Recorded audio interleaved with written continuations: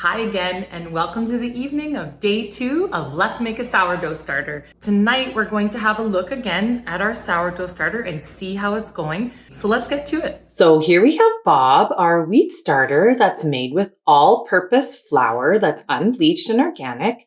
And here's what it looks like on the evening of day 2. So how do I know if my starter is ready for a feed? Really, it's just you see signs of activity. So there's a couple of bubbles you can see, and there's a little bit of liquid on top, but not a lot, and that's called the hooch. And that's a byproduct of fermentation.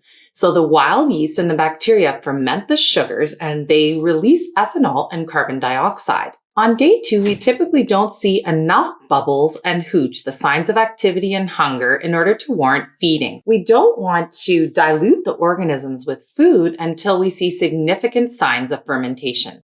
If you think your starter looks like it's ready for a feed and has enough positive signs of fermentation, then go on ahead and skip to day 3 and watch the videos there. It'll tell you exactly what to do. So we won't feed it tonight, however, we will give it a really good mix to just reincorporate all the different microorganisms and move them around a bit and give them a little oxygen. Even though the microorganisms are mostly anaerobic and don't need oxygen to survive, it certainly doesn't hurt. And finally, cover your starter back up with your cloth and the elastic and snuggle your starter back up, and we will check on it again in the morning. And I'd love to know, how's your starter looking on day 2? Please share a picture with us in the comments. And I'll see you first thing in the morning, and we'll feed our starters twice a day from here on out. Good night.